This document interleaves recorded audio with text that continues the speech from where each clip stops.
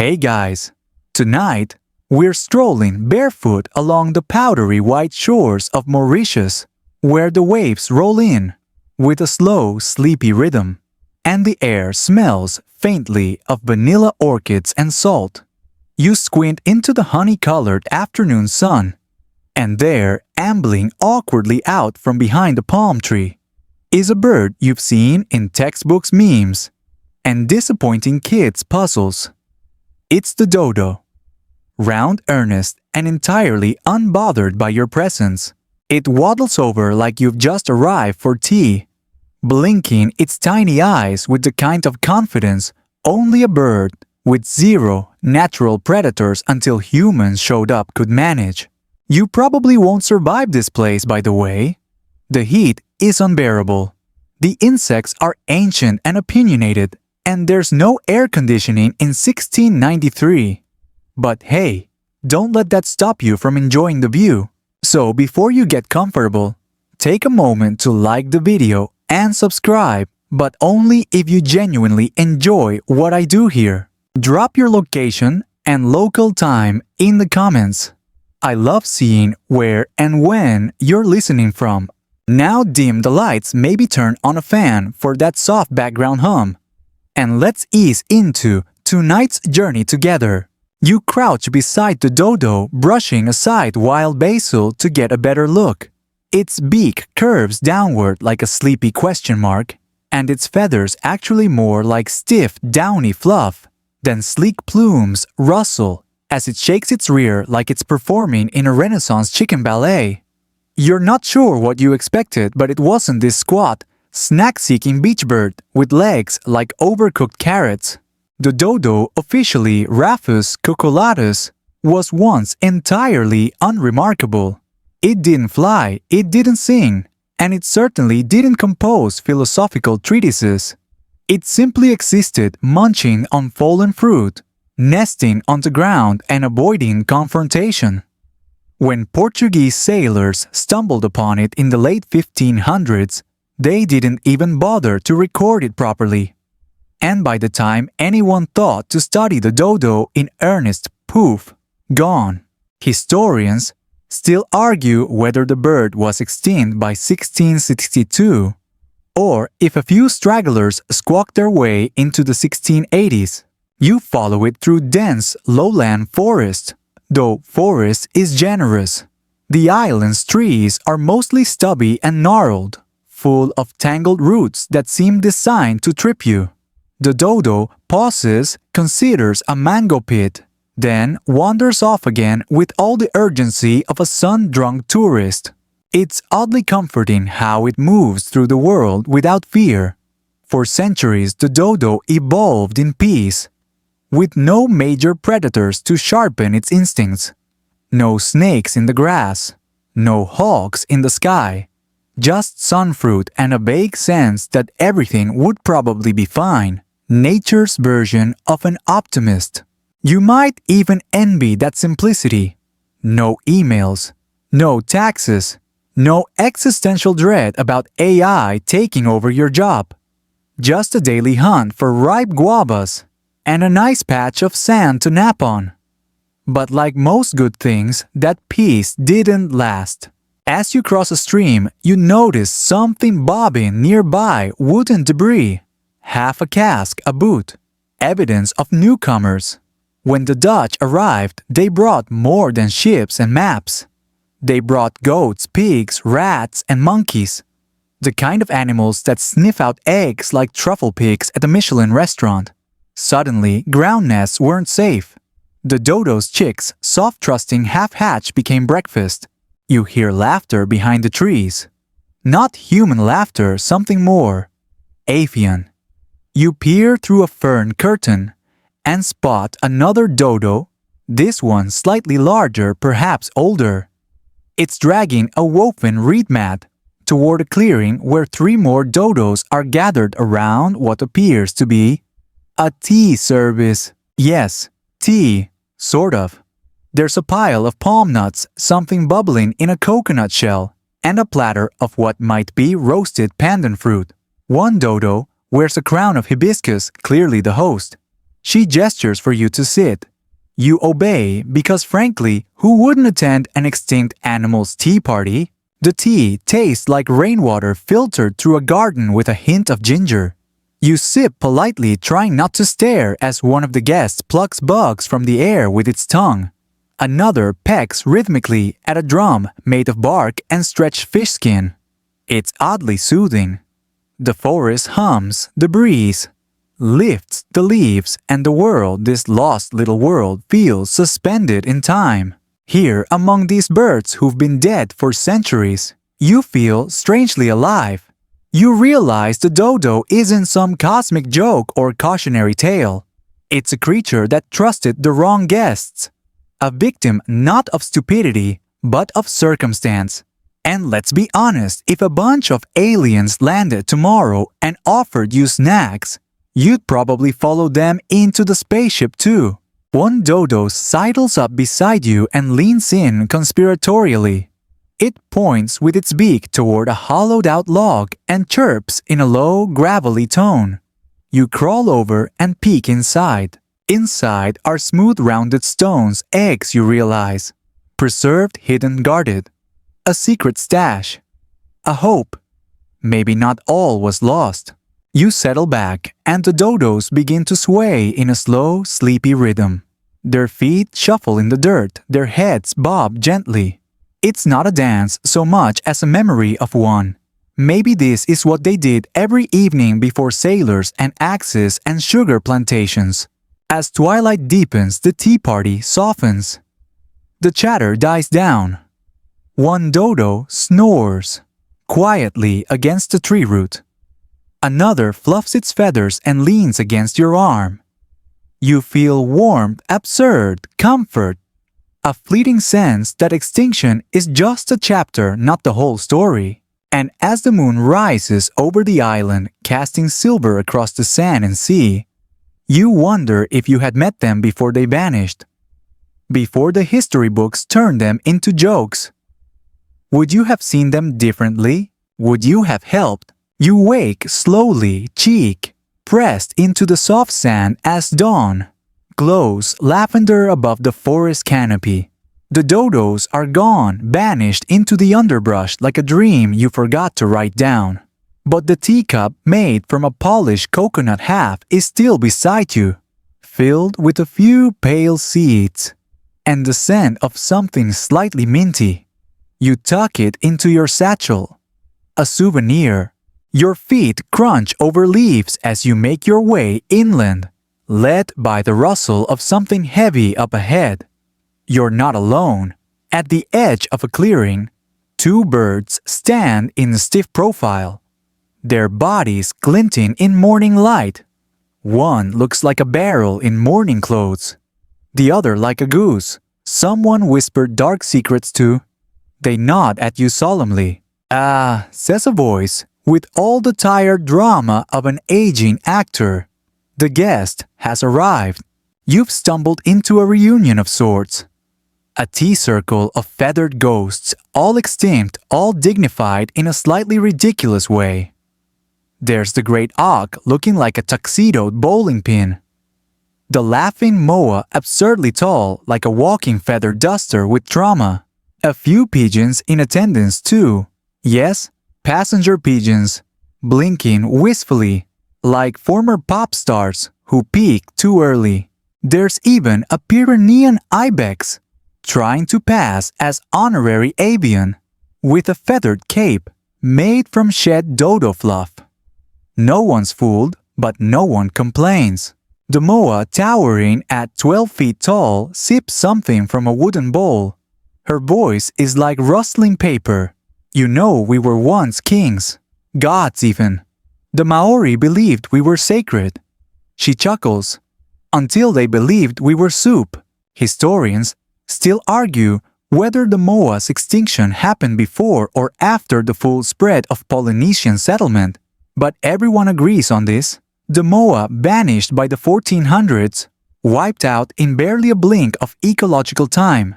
Thousands of years of evolution undone in a few centuries of barbecue skewers. The great auk leans toward you. I once graced the shores of Canada. Iceland, France. A fine seabird life. Until they boiled me. For oil, for meat, for novelty hats.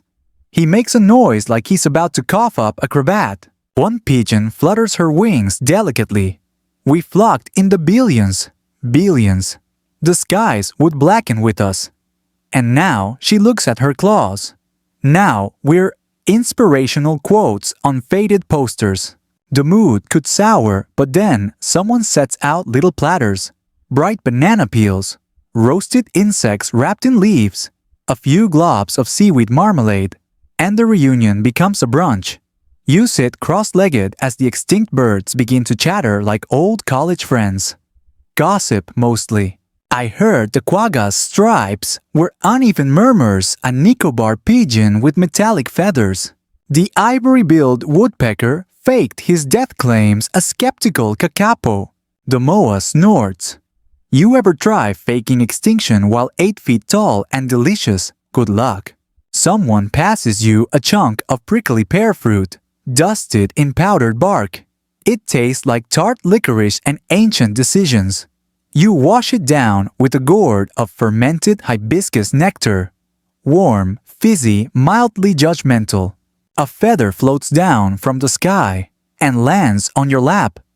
You look up and spot the ghost of a laughing owl, spinning lazily above the canopy, making a sound like a badly oiled music box. It winks. Then it's gone. One of the pigeons scoots closer and whispers, "We have a list." A sort of avian afterlife registry. Species keep arriving. Some are shy. Some deny they're dead. Some, well. Some come back. You blink, back. She nods. Lazarus species. Ones that show up years after they were declared extinct. It's always awkward. Like someone walking into their own funeral. And it's true. Nature is messy. Species believed gone have reappeared like the Bermuda petrel, once presumed extinct, for 300 years then found nesting on a remote islet. Or the Madagascar pochard, which returned like a soggy feathered apology.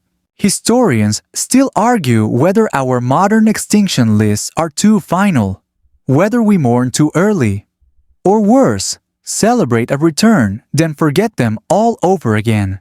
You stretch your legs, brushing moss from your pants.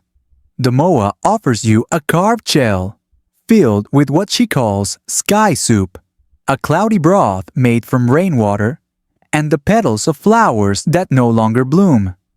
You sip, and the taste is complicated, sweet, bitter, a little like burnt honey. I think extinction's overrated, the great auk mutters.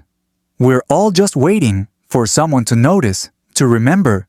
The moa sighs, or misremember. They raise their bowls to that. You do too. Time drifts in this place. The sun climbs higher, then hesitates, as if unwilling to disturb the gathering. One by one, the birds tuck feathers beneath wings and nap in sun patches like lazy cats. You hear soft snoring. Someone hiccups. You lie back on the grass, eyes half-lidded. The world feels quieter here, slower, as if the rush of extinction and empire and railroads and coal smoke doesn't reach this clearing. And just before you drift off, you swear you hear a passenger pigeon, humming a lullaby, a tune once heard above the forests of Ohio, now trapped in a bird's impossible dream. You stir to the sound of footsteps, soft padding, unhurried. When you open your eyes, the forest is golden with late morning sun. The birds are gone. In their place, a trail of cracked eggshells glimmers faintly, leading toward a grove of giant ferns. You follow. The air hums dense with pollen and memory. A faint breeze brushes your cheek like a forgotten lullaby. Every now and then, you hear a twig snap behind you, but when you turn, nothing. Just trees, just quiet, just a low rhythmic vibration in the ground beneath your feet. Something big is nearby. You push through a curtain of leaves and stop dead. A woolly mammoth is drinking from a hot spring the size of a backyard pool. Her breath mists the air in slow puffs. Beside her, a calf the size of a Volkswagen Beetle splashes happily using its trunk like a snorkel. They haven't seen you yet. And then the calf toots, loudly. It echoes off the rocks like a prehistoric whoopee cushion. The mother raises an eyebrow. You try not to laugh, but a snort escapes. The mammoth turns. She looks at you. You look at her. "Wanna join?" she says, her voice like flannel soaked in cinnamon tea. You do. The water is warm, mineral-rich, slightly sulfurous, but not unpleasant. You wade in beside them up to your chest, and the calf swims, loops around you, trumpeting gleefully. "You're lucky," says the mother. "Most folks just talk about us. Make statues, museums, stuffed models. But not many come for a soak." She flicks water at you with her trunk. You flick back. Her laugh is a low, rumbling chuckle. "Mammuthus primigenius," she muses. "Born for the cold. Hair like a shag carpet. Feet like snow tires." But it wasn't enough. Historians still argue whether we were hunted to extinction by humans or whether climate shifts doomed them first. Most likely, it was both spear points and melting glaciers working together like an unwanted duet. You lean back and watch steam curl into the canopy. The calf has balanced a leaf on its head and is trying to balance a second one on top of it. He's not good at it, but he's committed. Did you know the mother says that we mourned our dead, buried them in snow, visited their bones, grieved with our trunks? You nod. You had heard that. But somehow it hits harder when the mammoth herself tells you. Her eyes are the color of frozen earth. "We were gentle," she continues, "and huge. And that made us a problem."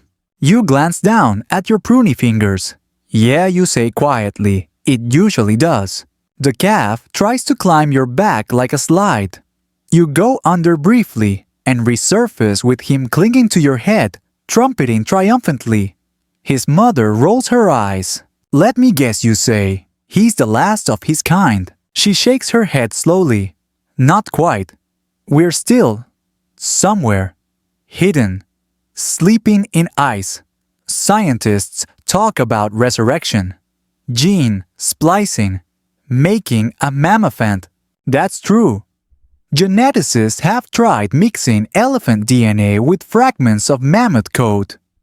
The hope to recreate a cold-resistant pachyderm that might help restore the tundra. Or just prove we can. But will they bring back the soul, she asks. That no one knows. What makes a mammoth more than its molecules? Is it the way they cradle their young? The stories they tell with their feet? The memory of migration etched in their bones? She gently touches your forehead with her trunk. It's like being anointed by history itself. A breeze picks up. The trees sway. And suddenly, the hot spring feels colder. The calf whimpers. "They're coming," the mother says. Her eyes narrow. The ones who always come. You hear boots on rock, metal tools clinking. Voices not yours. Researchers. Tourists. People with clipboards and expectations. The sound of rediscovery. The mother sighs. You should go. You nod and wait out water streaming down your limbs. The calf waves goodbye with his trunk, now wearing both leaves on his head like a crown. You slip into the trees just as a group of people with drones and fluorescent jackets break through the opposite clearing. One gasps. Tracks big ones. You don't look back. As you hike deeper, the terrain changes, drying, flattening.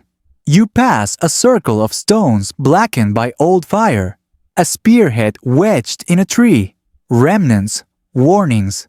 And then, as the wind shifts, you smell something smoky sweet. Barbecue. No, too ancient. You crest a hill and find a group of Neanderthals hunched around the fire. Yes, Neanderthals. Square-faced, broad-shouldered, wearing fur tunics and expressions of mild suspicion. One is turning a spit. Another is playing a bone flute. A third is arguing with a cave painting. You sit quietly, not wanting to interrupt. The one with the flute stops and squints at you. You hungry? You nod. What is it? He shrugs. Something that doesn't exist anymore. Want some? You sit, accept a carved wooden plate and chew slowly. The meat is odd, familiar and unfamiliar. It tastes like survival. We used to hunt mammoths, the flutist says. Not for sport, for winter. The painter grunts, and they mourn their dead. The flutist sighs. We all do. A silence falls. Even the fire seems to crackle more respectfully. Historians still argue whether Neanderthals were fully wiped out or simply absorbed into Homo sapiens. Some of their DNA still lingers in modern humans. Maybe in your cheekbones. Maybe in your stubbornness. Maybe in your taste for smoky meat. As you eat beside them, you think about extinction again. How it isn't always loud. Sometimes it's just absorption. A fade into the dominant melody. The Neanderthals finish eating, then melt into the dusk like shadows returning to where shadows go. You stay a little longer by the fire. The sparks rise. Somewhere you hear the low rumble of a mammoth's farewell call. Then the earth settles, and the night deepens. You stir to the sound of footsteps, soft padding, unhurried. When you open your eyes, the forest is golden with late morning sun. The birds are gone. In their place, a trail of cracked eggshells glimmers faintly, leading toward a grove of giant ferns. You follow. The air hums dense with pollen and memory. A faint breeze brushes your cheek like a forgotten lullaby. Every now and then, you hear a twig snap behind you, but when you turn, nothing. Just trees, just quiet, just a low, rhythmic vibration in the ground beneath your feet. Something big is nearby. You push through a curtain of leaves and stop dead. A woolly mammoth is drinking from a hot spring the size of a backyard pool. Her breath mists the air in slow puffs. Beside her, a calf the size of a Volkswagen Beetle splashes happily, using its trunk like a snorkel. They haven't seen you yet. And then the calf toots. Loudly. It echoes off the rocks like a prehistoric whoopee cushion. The mother raises an eyebrow. You try not to laugh, but a snort escapes. The mammoth turns. She looks at you. You look at her. Wanna join? She says, her voice, like flannel soaked in cinnamon tea. You do. The water is warm, mineral-rich, slightly sulfurous, but not unpleasant. You wade in beside them up to your chest, and the calf swims loops around you, trumpeting gleefully. You're lucky, says the mother. Most folks just talk about us.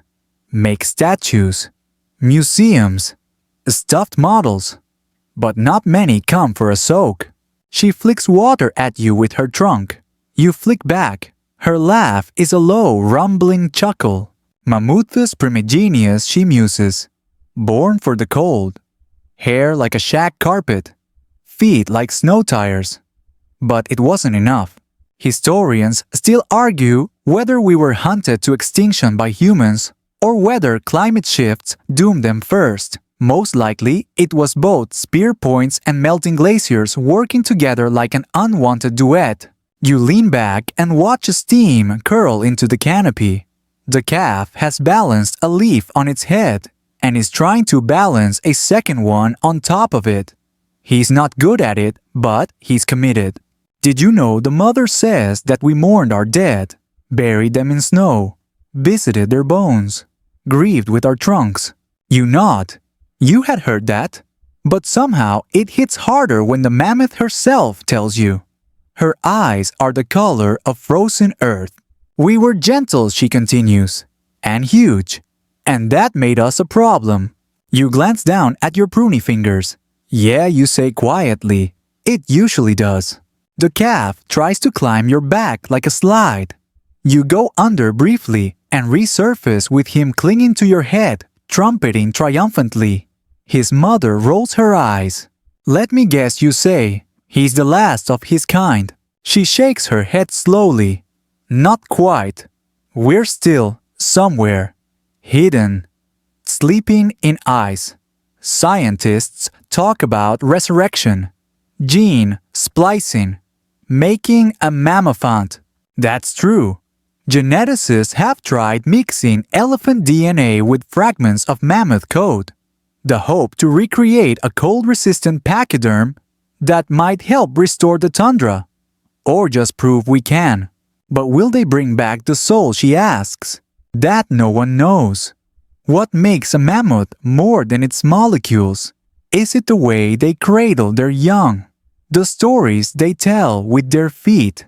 The memory of migration etched in their bones? She gently touches your forehead with her trunk. It's like being anointed by history itself. A breeze picks up. The trees sway, and suddenly the hot spring feels colder. The calf whimpers. They're coming, the mother says. Her eyes narrow. The ones who always come. You hear boots on rock, metal tools clinking. Voices not yours. Researchers. Tourists. People with clipboards and expectations. The sound of rediscovery. The mother sighs. You should go. You nod and wade out, water streaming down your limbs. The calf waves goodbye with his trunk, now wearing both leaves on his head like a crown. You slip into the trees just as a group of people with drones and fluorescent jackets break through the opposite clearing. One gasps. Tracks big ones. You don't look back. As you hike deeper, the terrain changes, drying, flattening. You pass a circle of stones blackened by old fire. A spearhead wedged in a tree. Remnants. Warnings. And then, as the wind shifts, you smell something smoky sweet. Barbecue. No, too ancient. You crest a hill and find a group of Neanderthals hunched around the fire. Yes, Neanderthals. Square-faced, broad-shouldered, wearing fur tunics and expressions of mild suspicion. One is turning a spit. Another is playing a bone flute. A third is arguing with a cave painting. You sit quietly, not wanting to interrupt. The one with the flute stops and squints at you. You hungry? You nod. What is it? He shrugs. Something that doesn't exist anymore. Want some? You sit, accept a carved wooden plate and chew slowly. The meat is odd. Familiar and unfamiliar. It tastes like survival. We used to hunt mammoths, the flutist says. Not for sport, for winter. The painter grunts. And they mourn their dead. The flutist sighs. We all do. A silence falls. Even the fire seems to crackle more respectfully. Historians still argue whether Neanderthals were fully wiped out or simply absorbed into Homo sapiens. Some of their DNA still lingers in modern humans. Maybe in your cheekbones. Maybe in your stubbornness. Maybe in your taste for smoky meat. As you eat beside them, you think about extinction again. How it isn't always loud. Sometimes it's just absorption. A fade into the dominant melody. The Neanderthals finish eating, then melt into the dusk like shadows returning to where shadows go. You stay a little longer by the fire. The sparks rise. Somewhere you hear the low rumble of a mammoth's farewell call. Then the earth settles, and the night deepens. The embers from the Neanderthal fire are still warm under your boots when you wander onward, brushing soot from your sleeves. The trees grow sparse, now replaced by golden grasslands that ripple in every direction, like the surface of a restless ocean. The breeze has changed to drier humming, with the lazy drone of insects and the far-off click of mandibles. You hear it before you see it, a low chittering, almost like someone typing too fast on a mechanical keyboard. And then you see them, a swarm, or rather a festival of bugs. Towering dragonflies as long as your arm buzz in lazy spirals overhead, their wings shimmering like stained glass in the sun. A few settle on tall reeds, their multifaceted eyes watching you with what can only be described as mild judgment. You duck as one flits too close to your face. "Careful," says a voice to your left. It's dry crackling and clearly coming from somewhere below knee height. You look down. A giant armor-plated millipede, at least 3 feet long, is reclining beneath a rock outcrop, sipping water from a flower-shaped cup. Meganeura's a show-off, it mutters, nodding at the dragonfly, always buzzing around like he owns the Carboniferous. "You're a millipede?" you ask carefully, choosing not to sit too close. "Arthroplura," it corrects you. "Biggest arthropod to ever scuttle the earth. Used to be longer than a kayak. Now, just a footnote." He gestures toward the dragonflies. They think it was the oxygen. Back then, Earth's air had nearly 35% oxygen content. Everything got weirdly big. You look around. Even the ferns tower over your head like parasols on stilts. The bugs aren't just big, they're beautiful, unsettling, and oddly graceful. It's like you've stepped into a screensaver designed by a bored naturalist with a flair for the dramatic. The air must have been hard to breathe, you say, sucking in experimentally. "Oh, it'll knock you out if you're not careful," the millipede says. But you get used to it. We did. Historians still argue what exactly led to Arthroplura's extinction. Was it a shift in oxygen levels? The rise of vertebrate predators? A climate change whispering, "No more giant, creepy crawlies, please"? "Want to ride one?" the millipede asks casually. You blink. "Ride what?" he points. A massive dragonfly lands beside you, lowering its thorax in a manner that can only be interpreted as an invitation. You climb up, slowly gripping the ridged body as best you can. Your knees shake, but the dragonfly is steady. And then you lift off. The ground drops away with alarming speed, and suddenly you're flying over a world that shouldn't exist. Swamps the size of cities, forests of club moss and horsetail as tall as buildings. The air smells of wet bark and ozone. It's terrifying and amazing, like skydiving through a greenhouse. The dragonfly banks gently giving you a better view. Below, 2 armored fish the size of jet skis circle each other in a shallow riverbed, their jaws snapping like dueling staplers. You gasp, "Dunkleosteus." The dragonfly chitters in amusement. "Show off fish," it says in a voice oddly similar to the millipedes. They think they invented jaw power. You laugh and the wind whips the sound away. For a moment you feel weightless. Not just in your body, but in your thoughts. No phones. No history books. Just you and creatures the size of nightmares, who seem somehow entirely unbothered by your presence. "Do you know," says the dragonfly, as you glide downward, "that we were around before the dinosaurs, before flowers, before birds sang?" You nod breathless. "You're living fossils." "Well, it shrugs, used to be." You land in a clearing where the grass grows in spiral patterns, and the soil pulses faintly beneath your feet. The dragonfly bows, then zips away into the afternoon haze. You wave, still stunned. There's a rustling behind you.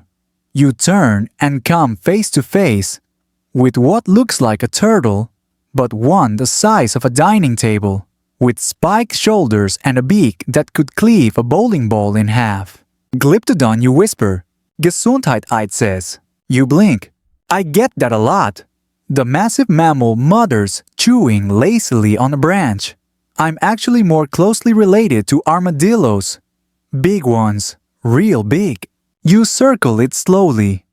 Its back is domed like an ancient shield, patterned with interlocking plates. Its tail ends in a bony club. "Nice accessory," you say. It's for smacking jaguars, it replies without irony. Or rival glyptodons during mating season.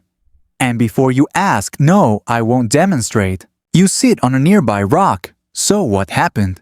What always happens, it's size, people, weather, both. We were around until about 10,000 years ago. Then humans showed up in South America with sharp tools and empty stomachs. Historians still argue whether glyptodons were actively hunted to extinction, or if they simply lost their ecological niche as climates warmed and grasslands shifted. I heard some scientists try to 3D print a replica of one of you, you say.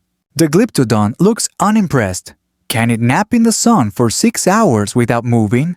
Doubt it. Then what's the point? Fair enough. You lie back in the grass, staring up at the impossibly blue sky. The dragonflies dart overhead like kites set free.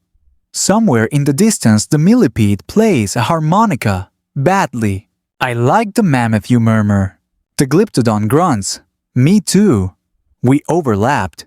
He owed me a tusk. There's a lull in the air, and for the first time you feel the quiet settle deep into your bones. Not an empty quiet, a respectful one. The hush of things past. Things that mattered. Things that still echo in the DNA of the living. I don't want you to be forgotten, you whisper. The glyptodon turns its massive head. Then don't forget. The wind shifts. Somewhere a shadow of a shadow crosses the sun. The bugs vanish. The grass stills. Time to move on. You rise slowly, dust yourself off, and begin walking again deeper into the timeline toward what waits next. You follow a winding trail that crackles underfoot, made not of leaves or soil, but countless layers of dry, ancient shells. They crunch with a hollow sound, each one like a brittle whisper of something that once swam, skittered, or slithered. The horizon tilts a little, as if you've stepped off the map and into an ancient postcard. The sky turns coral pink and the air feels thicker, saltier somehow. You taste it on your lips before you see the water, an endless tidal flat, stretching outward like a mirrored desert. The ocean so far away, it's only a rumor on the wind, standing there half buried in the mud like some strange beach sculpture is the coelacanth. It's not doing much, just hovering. Its massive lobed fins wave gently like it's trying to remember how to dance. You stare. You're supposed to be extinct. It rotates one eye toward you unimpressed.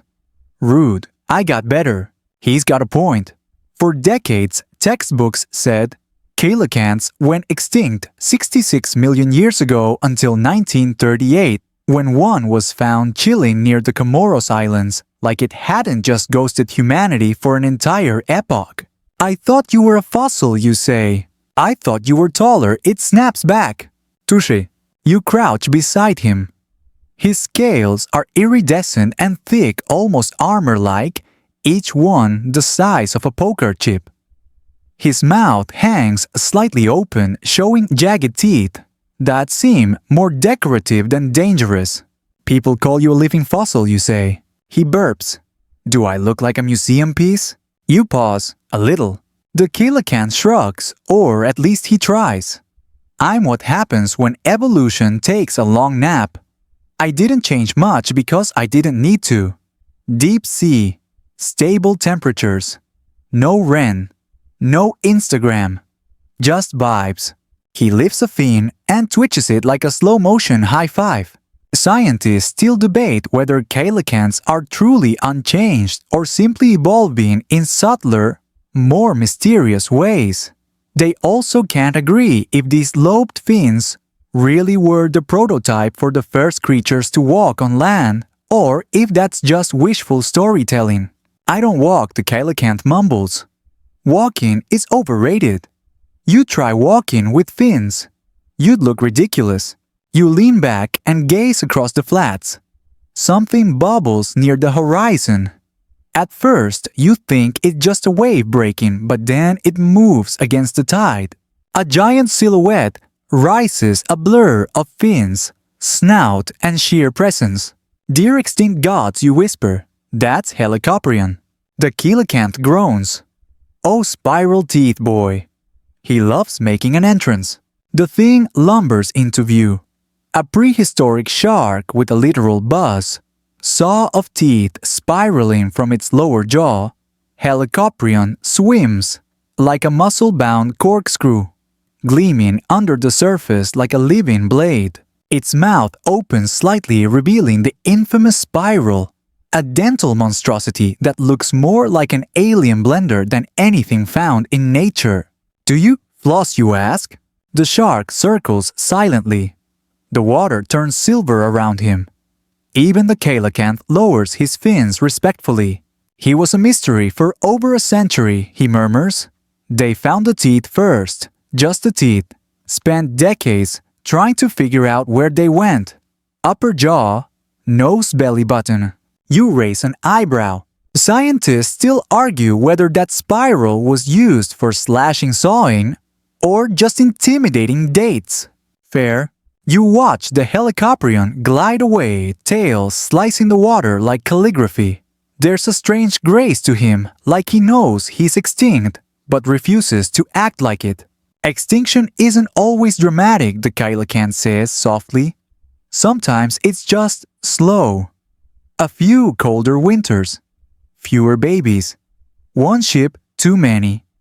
Then, poof. You nod, watching the sun shimmer across the water. But sometimes he continues. You get lucky. You sneak by. You hide deep enough. And one day, someone finds you alive and confused and goes, "Wait, weren't you dead?" He yawns, an unsettling sight with all those teeth. And that's the thing, he adds. People think extinction is the end of the story. But it's really just one chapter in a messier, weirder book. The tide begins to rise. Slow at first, then faster. You feel the sand pulling from under your boots, the ocean reclaiming its lost children. The coelacanth starts to drift. Where are you going, you ask? Down, he says. Back where it's quiet.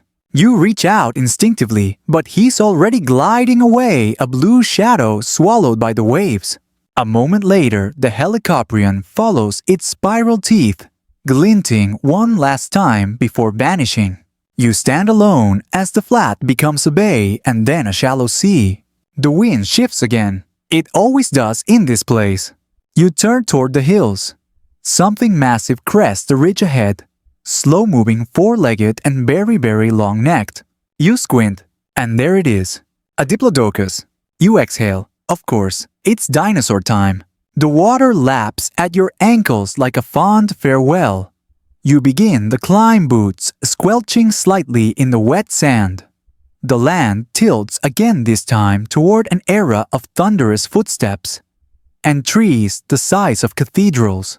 But you carry the coelacanth's gaze with you.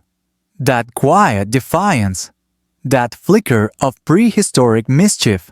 Extinct, maybe. Forgotten. Not tonight. You crest the ridge just in time to see the diplodocus lumbering across a clearing, its tail trailing behind, like a lazy whip made of tree trunks.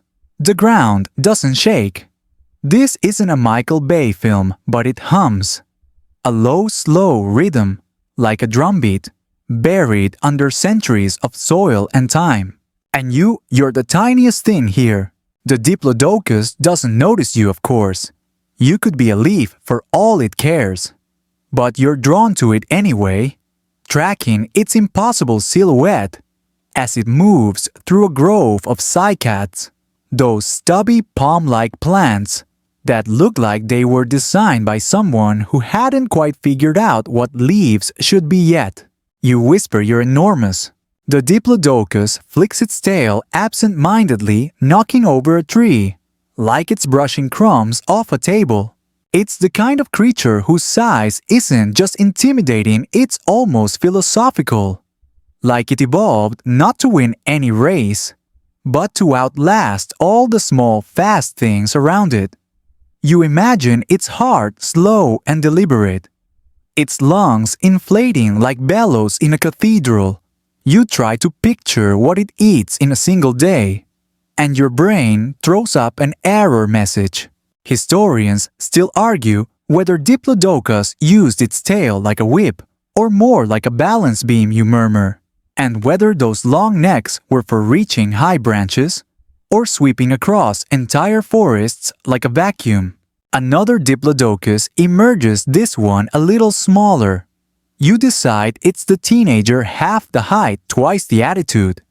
It nips at a fern, then sneezes violently, the sound echoing through the canyon like a bassoon having a tantrum. The adult grunts. You recognize the tone, it's parental disappointment 150 million years early. You find a mossy log to sit on, and just watch them. The slow choreography of plant-eating dinosaurs is oddly soothing. It's like watching clouds move or lava lamps do their thing. You feel your pulse sync with their movements, slow, steady, ancient. A dragonfly the size of a paperback book buzzes past your ear. You flinch. "Oh right," you whisper. "Prehistoric bugs. Fantastic." You glance around for anything that might also be oversized wasps, centipedes, unpaid interns. But all is calm for now, except a flash in the underbrush. You freeze. Something smaller, quicker, feathered. It scuttles out on two legs, blinking bright eyes and flicking its tail like a dancer waiting for a cue. About the size of a turkey but with claws that suggest this bird doesn't tolerate disrespect. "Ladies and gentlemen," you whisper, "meet the Troodon. This little guy is no joke. Widely considered one of the smartest dinosaurs based on brain-to-body ratio, the Troodon is your prehistoric overachiever. The kind of creature that might organize its own extinction prevention club if it weren't so busy stalking bugs and staring deep into your soul." The Troodon clicks its teeth softly like it's spelling something in Morse code. Its feathers shimmer more parrot than lizard. It looks both ridiculous and terrifying. Did you know some scientists think these guys were nocturnal? You ask aloud, mostly for your own benefit. Big eyes, sharp senses. The original night owls. You lean closer. The Troodon leans back. It tilts its head as if to say, "You good bro." You raise your hands, all chill, just vibing with the past. It snorts, clearly unimpressed, then disappears into the ferns with a flick of its tail. You're left with rustling plants and a feeling you've just been judged by a creature that went extinct before Earth even had continents in their current places. Still, there's something comforting about the contrast between giants like the Diplodocus and pint-sized predators like the Troodon. Like the planet couldn't decide on a theme, so it just made everything scaled wildly. That thought carries you along the edge of a wide, slow river where Diplodocus legs wade in with the elegance of moving redwoods. You notice the water's unusually clear, clear enough to reflect not just your face, but someone else's. A shadow passes behind you. You turn and see it. Short arms, big head, teeth like steak knives. "Oh no," you whisper, "he's here." Tyrannosaurus Rex. Not charging, not roaring, none of that movie nonsense. Just walking, slowly, like a king returning to inspect his ruined kingdom. His eyes are sharp, intelligent, disinterested in you thankfully. He's focused on something in the distance, maybe a carcass, maybe just memories. You crouch low in the grass, heart thudding. He's huge. Not just in size, but in presence. His breath is a warm gust of decay and mud. He exhales like a furnace. One eye swivels in your direction, then moves on. You're not food, not threat. You're furniture. T-Rex moves past tail balancing like a weighted cable each step, planted with ancient authority. The Diplodocus doesn't even blink. They're from different parts of the dinosaur saga, two titans that never actually shared the same stage. Still, there's a kind of ghostly handshake as they pass. Scientists still argue whether T-Rex was mostly a scavenger or an active hunter.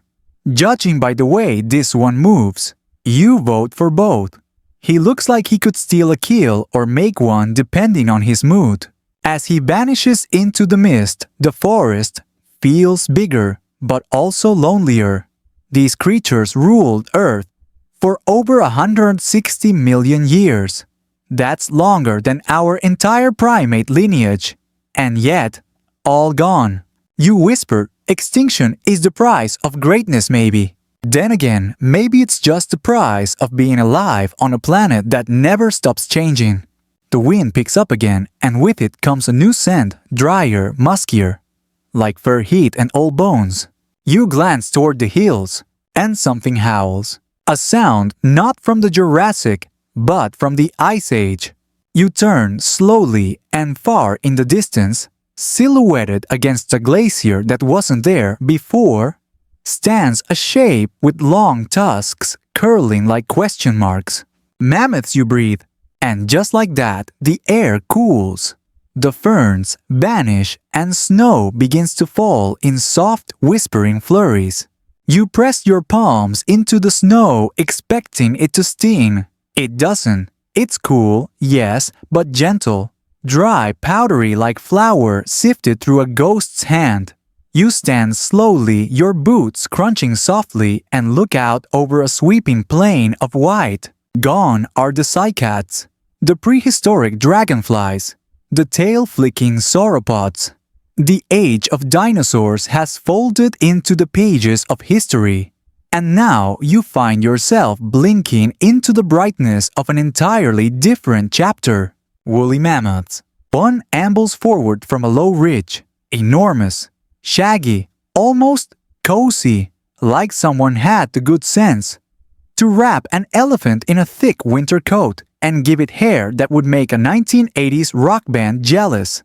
Its tusks curve upward like crescent moons, wide gleaming ivory arcs that seem to frame its quiet, gentle face.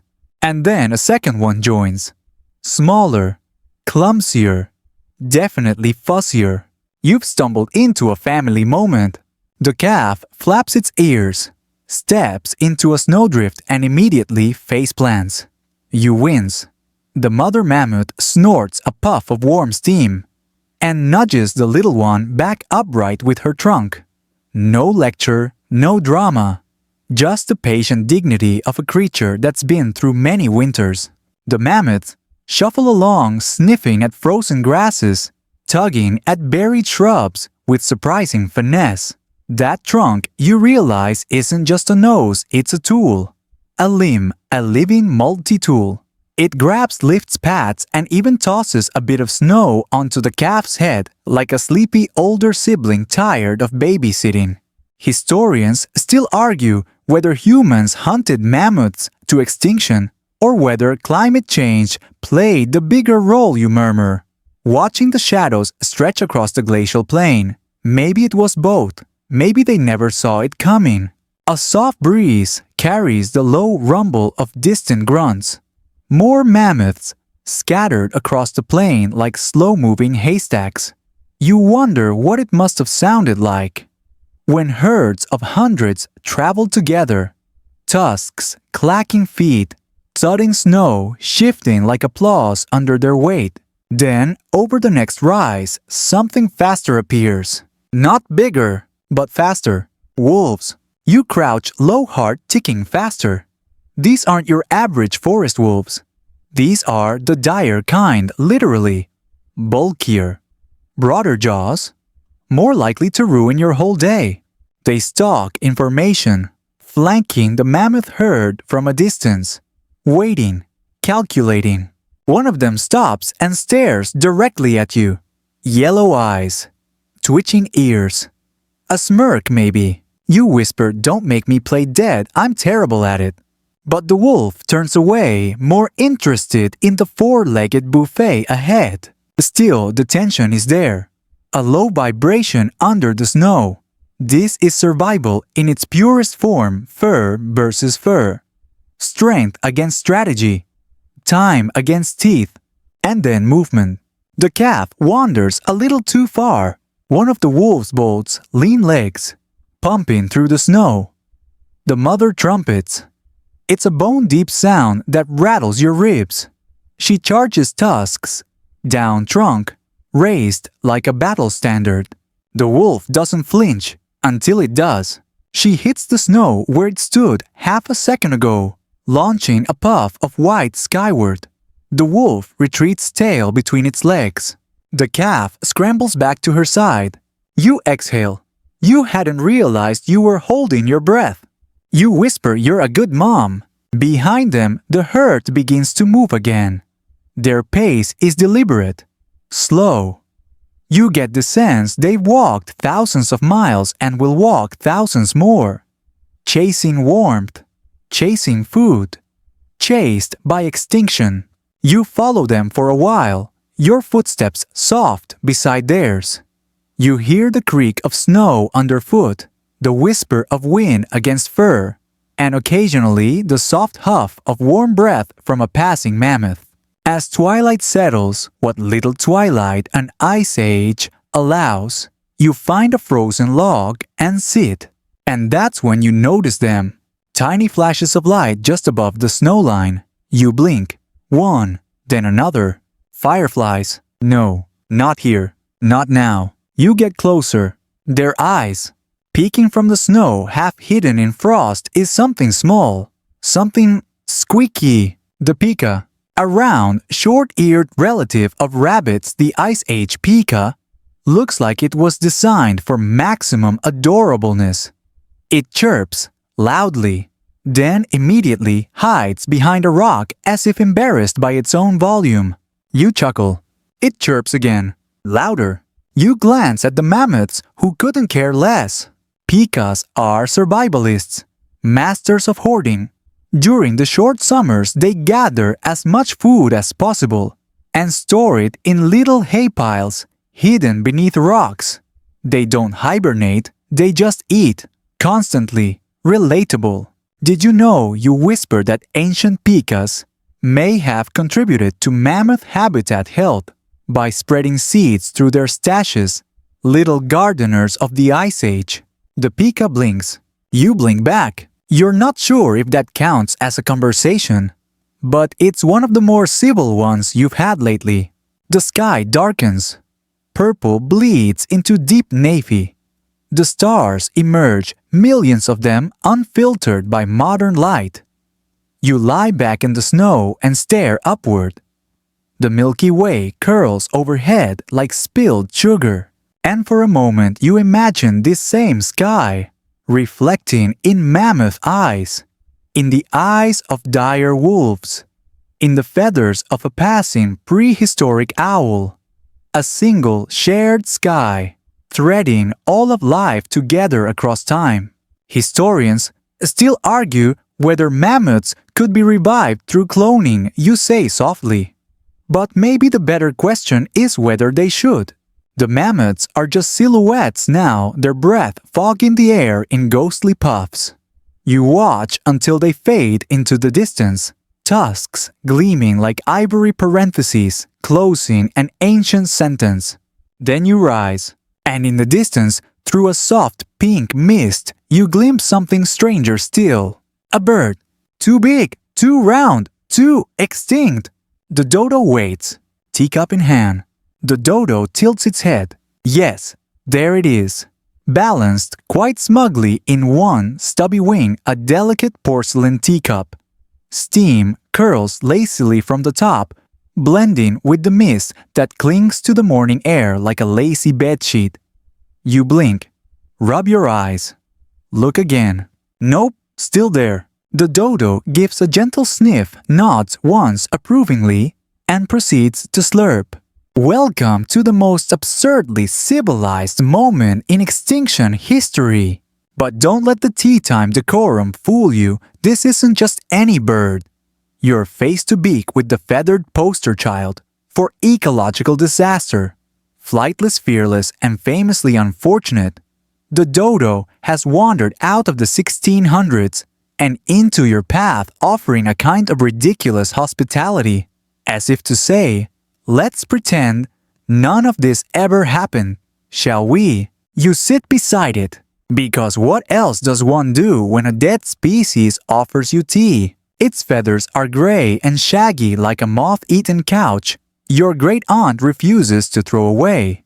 Its beak, oversized and oddly beautiful, has a slight hook at the end, more for intimidation than actual biting since the dodo wasn't exactly a fighter. More of a snacker, a shuffler, a curious pigeon that ate fruit and left politics to the parrots. Historians still argue whether the dodo was truly as dumb as sailors claimed. You murmur, eyeing the way it examines its cup, rotates it slightly, then adjusts its saucer. But maybe we just underestimated how charmingly slow life could be. Let's back up. The island of Mauritius, somewhere east of Madagascar. A paradise untouched by humans for centuries. The dodo had it good. No predators, no competitors, no rush. It grew fat, slow, and content traits that, while endearing in a sitcom character, don't work so well when Europeans show up with rat's pigs and a taste for roasted novelty bird. Within decades of first contact, the dodo was gone. Extinct. Poof. No more than a ghost in sailors' journals, a curiosity in taxidermy, and a running joke in natural history lectures. But here and now, in this reimagined reverie, the dodo is very much present and deeply invested in its afternoon tea. It offers you a scone. You hesitate but take it. Surprisingly warm, possibly fig jam. You both sit in companionable silence for a few minutes, watching the fog roll across the imagined lawn. There's a picnic blanket striped, a teapot that seems slightly too small for the dodo's thick fingers, and a single wicker chair that creaks dramatically every time it shifts. Behind you, you hear rustling, not the dangerous kind, more like someone fussing with a napkin. Two more dodos emerge, waddling proudly. One wears a monocle. The other is dragging a tray of tiny sandwiches, each one delightfully misassembled, some missing bread entirely, others stacked with 5 layers of cucumber and a single embarrassed olive on top. This isn't extinction. This is a high society fever dream. And yet, there's something bittersweet about the moment. You're surrounded by a species that should not exist anymore, reenacting a ritual it never knew in life. A creature misremembered as foolish, now recast in elegance and etiquette. It's absurd. It's perfect. Did you know, you say aloud, sipping your own imaginary tea, that the dodo was once classified alongside vultures, then pigeons, and finally, we just gave up and made it a mystery of its own. The monocled dodo nods gravely, as if to say, taxonomy is a cruel mistress. Your laughter startles a bird off a nearby branch. The dodos freeze. You freeze. A long pause. And then the bird, small, feathered, somehow even more extinct, hops down into view. The solitaire. Another flightless bird. Dodo's cousin. Native to Rodriguez Island. Sleek and upright with a longer neck and a twitchy sort of elegance. Like it's always mid-curtsy. The solitaire struts once around the picnic, inspects the sandwich tray and decides against joining. Probably a snob. Historians still argue whether the dodo and the solitaire shared a common ancestor or simply evolved similarly due to island isolation, you mutter. Either way, neither of them saw rats coming. A small rat squeaks from the bushes. The entire dodo assembly gasps theatrically and pretends to faint. You stifle another laugh. In this dreamlike version of history, extinction is not a sharp ending, it's an awkward pause, followed by tea and gossip. A soft rewriting of tragedy into a kind of feathery farce. It's not denial exactly, it's just revision. The Dodos know what happened. They've seen the museum exhibits. They've heard the jokes. But here in this misty lawn, with lavender-scented scones and questionable jam, they reclaim a little dignity. You reach into your pocket and find something unexpected, a camera. Because of course you do. You lift it, but the Dodos collectively wave you off. No photos. This moment isn't for history, it's for bedtime. Fair enough. You lie back on the blanket and look up through the thinning fog. The sun peeks through like a sleepy eye. You imagine the sound of birdsong. Not modern birds. Not robins or crows. But the awkward honk chirp wheezes of creatures like the dodo, who never needed to impress anyone but themselves. For a moment you wonder, what if we hadn't arrived? What if they were still here, snacking, waddling, serving questionable tea? Would they be domesticated? Would your neighbor own a dodo, the way they now own chickens? Would there be entire YouTube channels devoted to dodo? Antics, dodo, recipes, dodo, hat fashion. Would we still have room for them? You sigh. You finish your tea. And as the mist begins to rise again, lifting the dodos with it like a slow-motion curtain call, one of them leans in close, beak nearly touching your ear, and whispers, "We were never stupid, just trusting." Then it's gone. Just fog now, just trees, just the rustle of a breeze that smells faintly of dried fruit and parsnip. And from the distance, yes, there it is, again, a low ripple of laughter from the mammoths, as if they heard the whole thing. You shake your head. And then you feel it, a vibration underfoot. Not danger, not footsteps. Hoofbeats. Rhythmic, wild, unstoppable. Time to ride into the next chapter.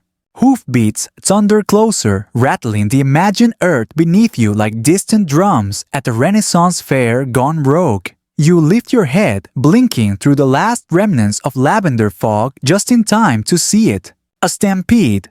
But not of horses. Not of buffalo, not even of confused antelope wearing monocles. These are aurochs, massive, shaggy, and gloriously overbuilt. They charge across your path with the kind of chaotic grace only nature's first draft of cattle could pull off. You scramble upright just in time to dodge a swipe of a sweeping horn the size of a canoe paddle. It whooshes past your ear with a whispered apology. Or maybe that was just the wind. An aurochs skids to a halt beside you, hooves digging into dream dirt like an emergency brake. It snorts, breath misting like a steaming kettle, and fixes you with eyes full of ancient stubbornness. You've just been adopted. You're now part of the herd. Better keep up. You trot alongside them, well more like flail energetically, and feel the wind whip across your face. Your new companions are towering beasts, towering over modern cows by several feet. Think more medieval boss fight than backyard barbecue. They're painted in deep browns, blacks, and ochres like cave walls. Come to life, their muscles rippling with every ground-shaking step. This is the original bovine. Domesticated cattle, please. These things invented intimidation. Historians still argue whether aurochs were truly wild to the end or had semi-domesticated enclaves before their extinction. You say aloud, dodging a wayward tail. One thing's clear, they had presence. And not just size. These creatures were respected, worshipped even. Neolithic peoples painted them onto cave walls, not because they were common, but because they were legendary. Ritual hunts, tribal emblems, badges of power. To kill one was a feat. To tame one, madness. But tame them we did, or at least tried to. Over centuries, humans selectively bred the aurochs down into something smaller, calmer, and eventually edible. You glance sideways at the nearest aurochs, who is currently chewing a clump of grass, with the dainty fury of a lion at a salad bar. Sorry about that, you whisper. It grunts. Let's rewind to Poland, 1627. The year the last known female aurochs took her final breath in the Yaktorow forest. She died alone, likely of natural causes, possibly malnutrition, while being protected by royal decree.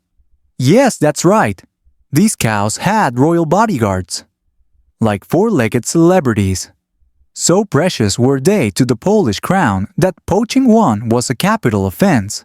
Didn't help. Even with knights posted around their dwindling herds, their habitat shrank, their gene pool choked, and they slipped into the dusty footnotes of history. Until now. Because tonight, in this cozy dream of yours, they're here again. Snorting steam, flicking flies, judging you for ever thinking milk comes from the store. One particularly noble aurochs leans toward you, puffing out its chest. Its horns curl upward like the handlebars of a very intimidating tricycle. Draped across its back is something you didn't expect, a medieval banner flapping gently in the breeze. Embroidered with the image of you, guessed it, a dodo, sipping tea. Apparently, the aurochs and dodos are pen pals in this sleep world. The ground softens as you move, giving way to a golden plain, lined with tall grasses. The sun lowers, casting everything in warm amber light, as if the entire landscape has been dipped in honey and nostalgia. A calf trots up beside you. Its legs are gangly, its eyes too large for its head, and its enthusiasm borderline embarrassing. But you let it nuzzle your elbow anyway, because in this world even extinction gets a soft reboot. You pause beneath a crumbling stone arch, maybe Roman, maybe dream decor, and watch the herd circle around a natural spring. They drink slowly with deep-throated slurps that echo through the space like bass notes. One wades into the water and lets out a satisfied grunt that sounds suspiciously like the moo of modern cattle, only with 30% more gravitas. Did you know, you murmur to the calf, who is now chewing your sleeve, that some scientists tried to bring aurochs back, used selective breeding from ancient cattle lines, called them heck cattle. The calf pauses. You continue, but the results were mixed. Big horns, sure, but not quite the same, and definitely more attitude than nobility. The calf resumes chewing, which you take as a review. The water ripples.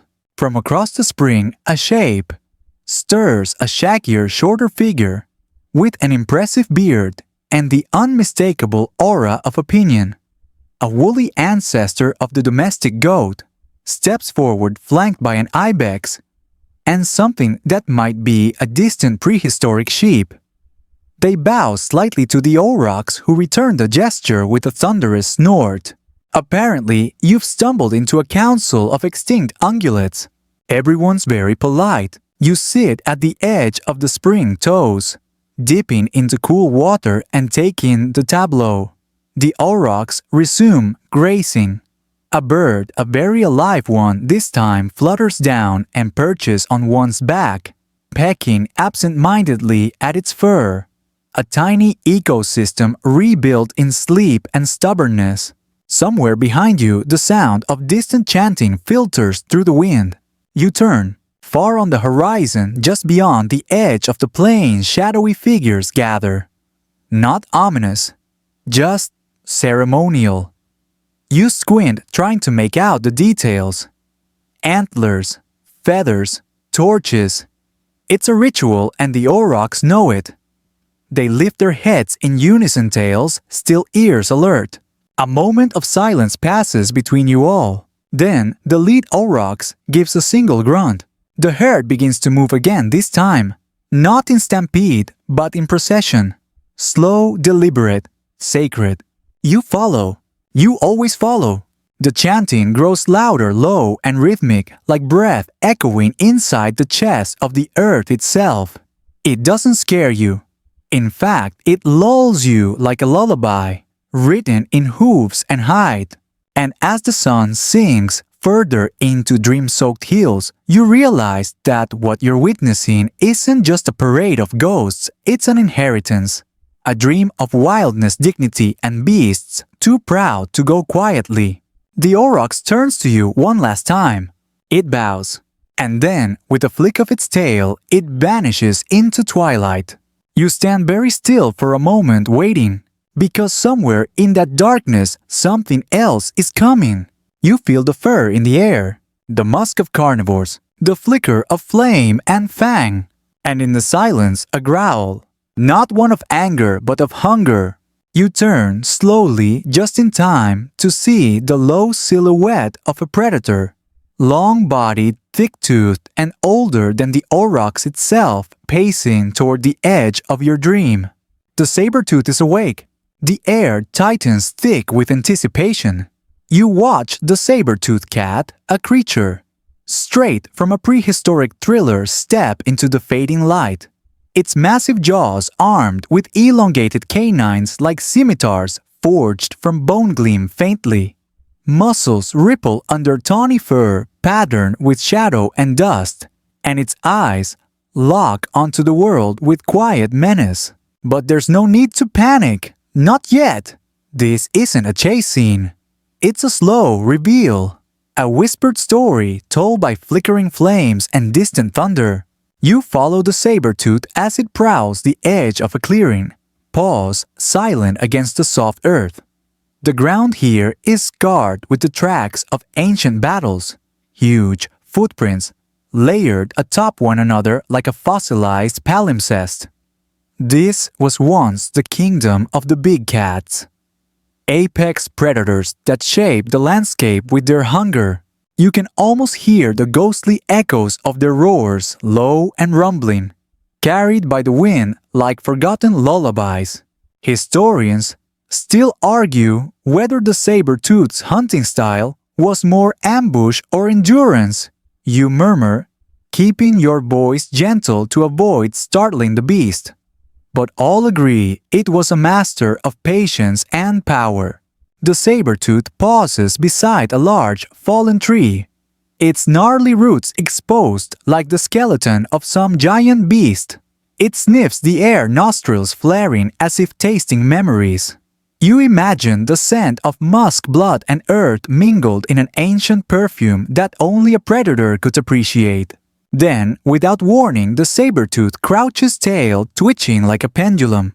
It's not just stalking prey, it's rehearsing a dance as old as time. The slow build of tension, the final burst of speed, the graceful leap. You lean closer, captivated. This is not just a hunter. This is a sculptor carving the landscape with every movement. Nearby, a herd of prehistoric horses, stocky, sturdy beasts, with shaggy manes, graze, unaware their ears, flicking at every whisper of wind. The saber-tooth watches, calculating. You feel the weight of eons press down the thin line between predator and prey, so vivid it almost hums. Yet instead of pouncing, the saber-tooth rises, stretches, and lets out a soft chuffing sound, almost like a sigh. It's a moment of restraint, a lesson in power held back. You breathe out slowly, feeling a strange kinship with this ghost of the past. Did you know you say softly that saber-tooths weren't actually tigers? Not really. They belong to an entirely different family tree. One that split off millions of years ago. A nearby bird chirps, a small modern creature, oblivious to the ancient tension. You chuckle. Imagine that. The fiercest predator shadowed by something as tiny and chirpy as a sparrow. The saber-tooth's ears twitch at the sound. It gives you a glance that could be mistaken for curiosity or maybe a challenge. Then it turns padding away into the twilight. Its silhouette dissolves into the fading shadows like smoke on the breeze. You stand still, feeling the residue of the encounter settle around you, a mixture of awe, respect, and a tiny shiver of fear. Because the saber-tooth story doesn't end here. It's a tale written in bones and teeth, in scars and silent forests. A story of survival and extinction, of nature's relentless push and pull. And somewhere deep inside you, you know that the saber-tooth still prowls. Not in flesh and blood, but in memory. In the bones beneath your feet. In the whisper of the wind. In the stories we tell before sleep.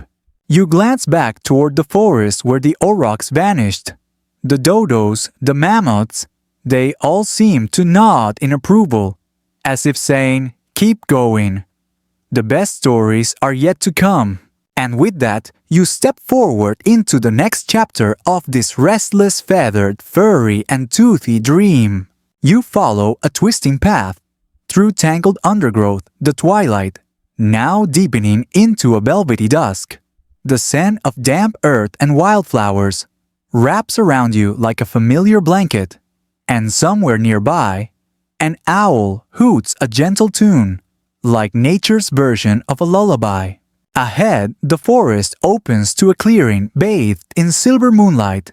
There, standing with an almost regal air, is the woolly mammoth Marty's great-great ancestor, towering like a gentle giant from a forgotten dream. His long curved tusks gleam softly, framing a face lined with the wrinkles of countless winters. You approach slowly, careful not to startle him. His breath steams in the cool air, a visible reminder of a world far colder than your own. You feel the rough texture of his coarse, curly fur as he lets you touch his massive trunk, which swings gently like a slow-moving rope. Historians still argue whether mammoths were migratory or largely stationary. But either way, they shape the Ice Age landscape. You whisper the words, barely disturbing the calm night. Marty snorts softly, a sound like distant thunder, then lowers his head and begins to pluck fragrant leaves from a nearby birch tree. He's a peaceful herbivore, but his sheer size commands respect. You recall that mammoths could reach heights of over 13 feet and weigh up to 12 tons. Imagine that on your morning commute.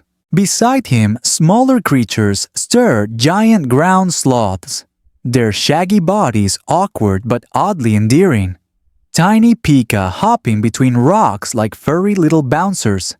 And towering feathered terror birds that make you wonder if evolution had a sense of humor. You sit on a mossy log nearby, feeling the coolness seep into your jeans.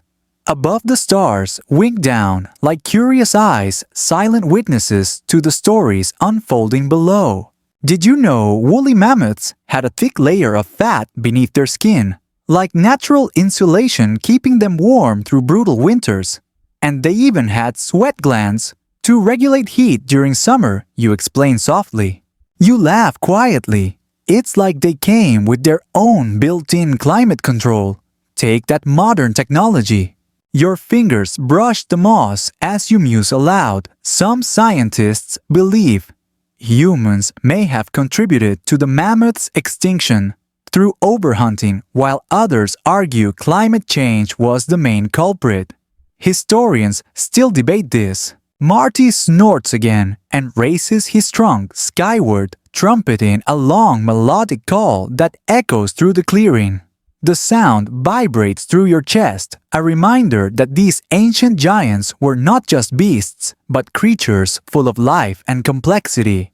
As the call fades, a chill breeze ripples through the trees, carrying with it the faint scent of pine and something unexpected citrus. You raise an eyebrow. A sudden flash of color catches your eye, a cluster of oddly shaped fruits hanging low on a twisted branch. Curious, you reach up and pluck one. It's soft, almost squishy with a bright orange hue. Could it be prehistoric oranges? You wonder aloud. You take a cautious bite, and the tangy sweetness floods your senses, mingling with the earthy flavors of the forest. You smile. Even in extinction, life finds a way to surprise you. Nearby, a tiny dodo-like bird hops from branch to branch, watching you with bright eyes. It chirps softly as if inviting you to stay a while longer. You lean back against the log, feeling the steady heartbeat of the forest around you. The mammoth watches over you like a gentle guardian. And you realize that in this moment, time feels fluid, past and present intertwined, like the threads of a tapestry. As your eyelids grow heavy, you remember the auroch's proud gaze and the saber-tooth's silent power, all part of a vast, interconnected story that stretches across millennia. You sigh contentedly and let yourself drift. You wake gently to the soft crackle of distant water, a soothing symphony playing through the cool morning haze. The air is crisp and carries the fresh scent of dew-kissed leaves and rich soil. Somewhere not far off, the low grunts and splashes of giant prehistoric hippos break the silence, reminding you that life back then was both wild and wonderfully strange. As you step toward the riverbank, your eyes settle on the massive creatures lounging lazily in the shallow waters, ancient hippos' ancestors to the ones you see in zoos today, but much larger with massive jaws that could snap a canoe in two. Their thick skin glistens with wetness, and the occasional yawn reveals teeth shaped like chiseled ivory pillars. You notice their social nature, the way they nudge and nuzzle each other, forming tight-knit groups for warmth and protection. Hippos may look like grumpy, oversized logs, but their hearts beat with surprising tenderness. Historians still argue whether these prehistoric hippos were primarily aquatic or spent more time on land. You whisper the sound of your voice, blending with the babble of the river. Either way, they were one of the key architects of their ecosystems. You watch as a particularly large hippo slowly climbs onto the muddy bank, shaking its head like a wet dog to fling droplets sparkling in the sunlight.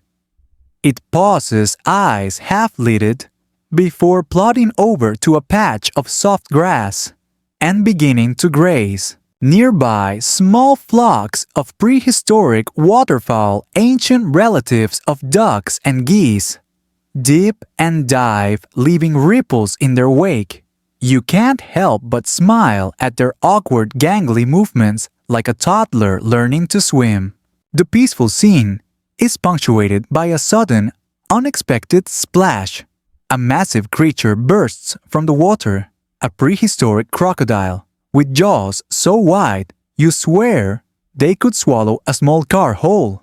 Its scaly body glistens menacingly, but instead of attacking it, lazily floats back downriver uninterested in breakfast. You shake your head with amusement. Crocodile sunscreen. Not exactly a thing back then, but some evidence suggests they used mud to protect their skin, ancient sunblock if you will. The idea makes you chuckle quietly. Imagine a prehistoric spa day. Mud masks and sun hats made of leaves. A rustling in the nearby bushes catches your attention. You spot a curious creature. An ancient river otter, sleek and playful, darting back and forth with boundless energy. Its shiny coat reflects the morning light as it leaps and dives, with the kind of joy that transcends time. You crouch down to the water's edge, dipping your fingers into the cool flow. The sensation grounds you in this moment, this wild world before human cities and traffic jams. Did you know, you murmur that hippos are actually more closely related to whales than to other hoofed mammals? Evolution is weird like that. You grin at the thought. Imagine a hippo and a whale having a family reunion. I bet the conversations would be interesting. The water ripples as the hippos submerge their breathing, creating a rhythm that soothes your restless mind. You close your eyes briefly, letting the ambient sounds wash over you. The gentle lapping of water, distant bird calls, the whisper of leaves stirred by a soft breeze. There's something deeply calming about this scene. A reminder that even the largest, most imposing creatures have moments of tranquility and playfulness. You take a deep breath, savoring the earthy aroma and the feeling of time stretching out. Like the river itself, endless and full of stories. Before you rise, you glance one last time at the hippos, lounging like prehistoric kings and queens. Their world may be gone, but their spirit flows on, carried in the water, the wind, and your own waking dreams. You start walking again, the path ahead, winding toward new discoveries and gentle surprises. You follow a narrow trail through thick ferns, the shadows growing longer as twilight descends once more. A soft rustling and a flutter of wings guide your gaze upward to the silhouette of the great auk, a bird that once ruled the northern seas, but now lives only in stories and museum exhibits. The great auk stands awkwardly on the rocky shore, its black and white feathers ruffled by the sea breeze. It's a flightless bird resembling a penguin, but belonging to an entirely different family. You watch as it waddles clumsily toward the water, then slips into the waves with surprising grace. You feel a pang of sadness mingled with fascination. These birds, once abundant, vanished in a blink of ecological time, victims of hunting and habitat loss. It's a reminder that even creatures perfectly adapted to their environments can disappear when the balance tips. Historians still argue whether human hunting or climate change was the primary cause of the great auk's extinction. You say, softly, the seas, rhythmic crashing underscoring your words. Either way, it's a sobering lesson in fragility. Nearby, a curious puffin calls out its colorful beak, a bright splash against the gray rocks. You smile at the contrast, the puffin, a distant cousin, thriving where the great auk faltered. As you watch, the auk dives beneath the waves, disappearing into the chilly depths. With the quiet confidence of a seasoned swimmer, you imagine it hunting for fish, clutching slippery prey with webbed feet and powerful wings adapted for underwater flight. You kneel down and pick up a smooth, water-worn stone, turning it over in your hand. It feels like a token from another era, heavy with stories. You wonder if someone once stood here centuries ago, watching the same scene unfold. Did you know great auks laid only one egg at a time, making their population vulnerable to rapid decline? You whisper. Reproductive rates matter more than we often realize. A gentle breeze carries the salty scent of the sea, mingling with the cries of distant gulls. The air tastes like possibility and loss all at once. You watch as the last light fades, painting the sky in soft pastels of pink and lavender. The great auk resurfaces, briefly shaking water from its feathers, before gliding back toward the shore to settle among the rocks. You feel a deep connection to this ancient dance of survival and extinction, a thread weaving you into the fabric of life's long story. With a quiet sigh, you stand and brush the sand from your hands, ready to follow the path onward, toward new creatures and new tales, carried by the soft murmur of waves and the whisper of fading stars. You tread softly along a misty valley, where the air hangs thick with the scent of moss and wildflowers. The ground beneath your feet feels spongy and alive, and somewhere close by the gentle bubbling of a brook provides a serene soundtrack. The sun filters weakly through a canopy of ancient trees, casting mottled shadows that dance slowly with the breeze.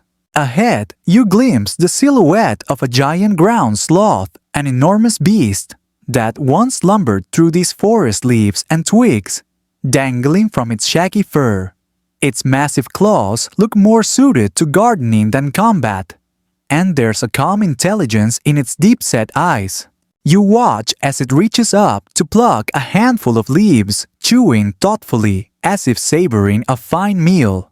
It's almost hard to believe a creature so enormous moved with such deliberate grace, like a giant slow-moving teddy bear that somehow belongs in a fairy tale. Historians still argue whether ground sloths were solitary or more social animals. You murmur your voice, blending with the gentle rustle of leaves, but their slow pace and plant-based diet made them unique among prehistoric megafauna. A squirrel-sized prehistoric rodent scampers by, pausing briefly to eye you suspiciously before disappearing into the underbrush. You grin at the little critter's boldness. Nearby, you spot ancient insects buzzing lazily, their iridescent wings catching stray beams of light. You wonder what secrets these tiny creatures hold hidden beneath their fragile exteriors. You reach down to touch a fallen branch, rough and weathered the texture, grounding you in this distant world. The giant sloth turns its massive head to regard you with what feels like quiet curiosity. Did you know that some ground sloths could grow as large as elephants, tipping the scales at over 4 tons? You say the sheer scale, making your voice soften in awe. They were the gentle giants of their time, munching away without a care. You chuckle softly. Imagine if a ground sloth tried to race you. Spoiler alert, you'd win, but only just. As you watch, the sloth settles down beneath a towering tree, curling its long claws protectively around a patch of moss. It looks almost meditative, as if it understands the importance of slowing down. You breathe in deeply, savoring the earthy fragrance of the forest floor, feeling a deep sense of calm wash over you. The soft murmur of a nearby stream blends with the distant calls of birds and the gentle creak of tree limbs swaying. You close your eyes briefly, letting the peacefulness envelop you like a warm blanket. Before you leave, you cast one last glance at the sloth, its massive form outlined against the fading light, a symbol of patience and quiet strength. You continue along the path, knowing there are more stories waiting just beyond the next bend. You find yourself wandering into a shadowy ancient woodland, where the trees loom like silent sentinels, their twisted branches knitting together to form a dark, cathedral ceiling overhead. The air is cooler here, thick with the scent of damp bark and decaying leaves, a rich, earthy perfume that speaks of time passing in quiet cycles. Amid the gloom, a flicker of movement catches your eye, a glimpse of something lithe and sleek slipping through the underbrush. It's a thylacine, the so-called Tasmanian tiger, long extinct but vividly alive in your mind's eye. Its striped back shimmers faintly in the dim light, a ghost of a creature both mysterious and captivating. You watch as it pauses, ears twitching, nostrils flaring as it scents the air. The thylacine was a solitary hunter, a marsupial predator, unlike any you've met before, with a curious blend of dog-like body and tiger stripes. Its slender frame moves with a feline grace that belies its size. Historians still argue whether the thylacine was truly nocturnal or just crepuscular, active mostly at dawn and dusk. You say softly, your voice blending with the hushed whispers of the forest. Either way, it was a master of stealth and survival. You recall that the thylacine's extinction in the 20th century was hastened by human fear, misunderstanding, and habitat loss, an all too familiar story. Yet some hold out hope that tiny populations may still linger in the wild, a mystery wrapped in shadow. You crouch down, brushing a patch of moss aside, and imagine the thylacine's world, a place where silence was both shield and sword. You sense the weight of absence, the lingering echo of a species lost but not forgotten. Did you know that the thylacine could open its jaws incredibly wide, almost like a yawn that doubles as a warning you whisper, smirking at the thought. A natural intimidation tactic, if you ask me. A sudden rustle in the leaves causes you to start, but it's only a small bandicoot darting by, an unassuming reminder that life persists in many forms. You take a deep breath, the cool air filling your lungs with a bittersweet mixture of wonder and melancholy. The forest seems to hold its breath, waiting for you to carry these stories forward. As you rise to leave, the fading light softens, casting long shadows that stretch like gentle fingers across the forest floor. You glance back once more, committing the Thylacines' quiet presence to memory. A last flicker of wildness in a changing world. With a calm heart, you step forward, ready to close this chapter of your journey through extinct animals, carrying their stories like precious whispered secrets.